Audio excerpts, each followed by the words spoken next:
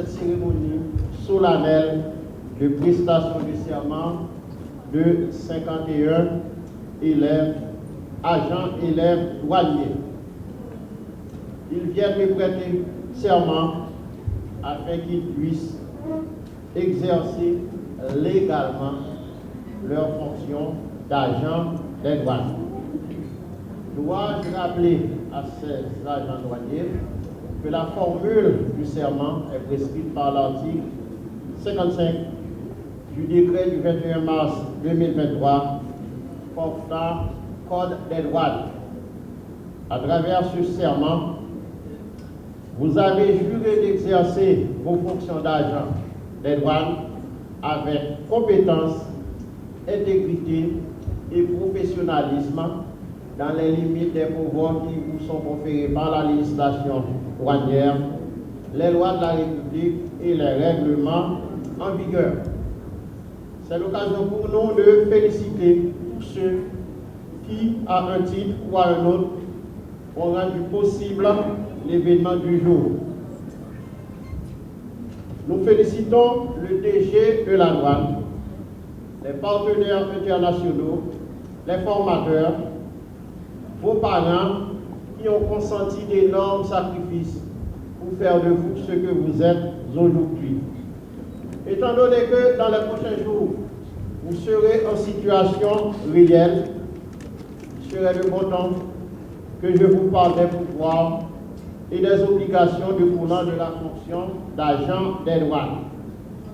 On doit d'abord dire que l'agent douanier exerce ses attributions sur le territoire douanier de la République. Et le rayon des douanes comprend une zone maritime et une zone terrestre. La zone terrestre s'étend à l'ensemble du territoire de la République d'Haïti. Référence article 47 du Code des douanes. Dans le but de vous aider à mieux accomplir votre mission, la loi permet au directeur général des douanes de créer des brigades.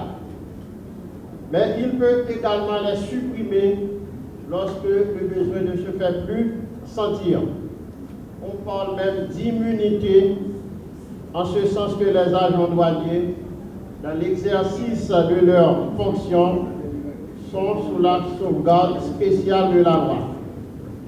Dans ce même ordre d'idée, il est défendu à toute personne de les injurier, de les maltraiter ou de les troubler dans l'exercice de leurs fonctions. De s'opposer à cet exercice. C'est le principe de loi administrative. Obéir d'abord et contester ensuite. Lorsque l'agent douanier exerce ses attributions, il est couvert par la loi.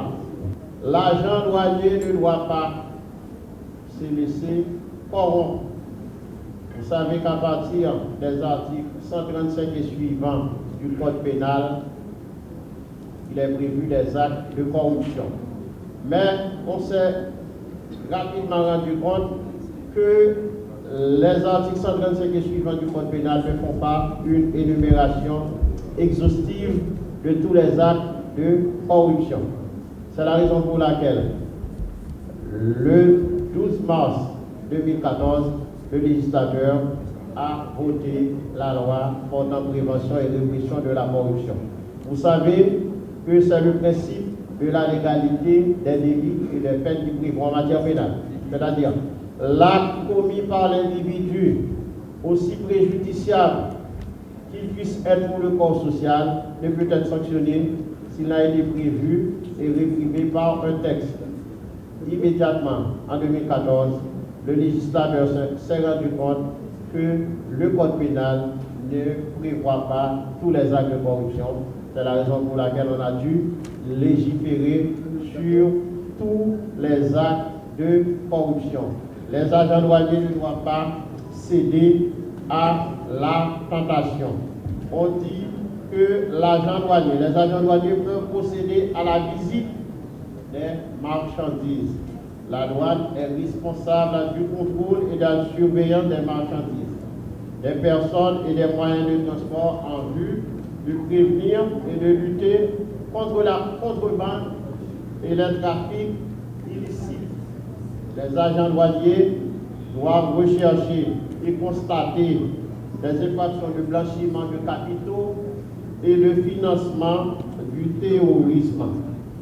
L'agent douanier a un droit de regard sur tous ceux qui entrent et ceux qui sortent, c'est-à-dire les marchandises qui entrent et les produits qui laissent le territoire national. Les personnes qui entrent ou qui sortent doivent souscrire une déclaration d'espèces d'un montant égal ou supérieur au plafond fixé par la Banque de la République d'Haïti.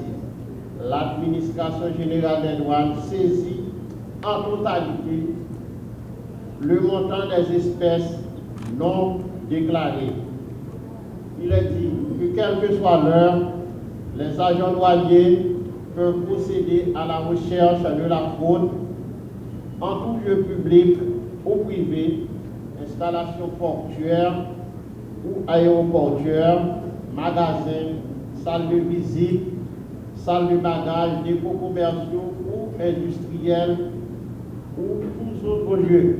C'est-à-dire, dans ce cas, la loi confère à l'agent douanier des pouvoirs d'officiers de police judiciaire, même s'ils ne sont pas des officiers de police judiciaire régulièrement assermentés. C'est la raison pour laquelle, lorsqu'il est question de briser des serrures ou forcer des portes en cas de refus du propriétaire, il faut que l'agent douanier requiert la présence d'un juge de paix sur les lieux. C'est-à-dire le juge de paix doit lui permettre d'avoir accès au lieu, doit lui donner l'entrée des lieux. Si le juge de paix du lieu n'est pas disponible, il peut solliciter le concours du juge de paix de la juridiction la plus rapprochée. Au regard de la loi, la compétence du juge de paix est territoriale. Mais il y a la loi du 19 mai 1937 qui précise qu'en cas de situation de flagrant délit pour constater des infractions, c'est-à-dire accident de la circulation, mort violente, pour ce type d'opération, la loi permet au juge de la juridiction la plus rapprochée d'instrumenter. Les agents douaniers ont un droit de regard, je l'avais déjà dit, sur tous qui entrent ou qui sortent. Ils représentent une catégorie importante de fonctionnaires dont le travail mérite d'être valorisé. C'est la raison pour laquelle nous applaudissons cette initiative prise par le directeur général des douanes, M. Saint-Edouard, qui a pour opportun d'organiser cette cérémonie solennelle de prestation de serment. C'est à travers les taxes collectées par la DGI et la douane que l'État entreprend des grands chantiers tels la construction de routes, la construction d'écoles, d'hôpitaux, de bâtiments publics, que l'État effectue le payroll des employés.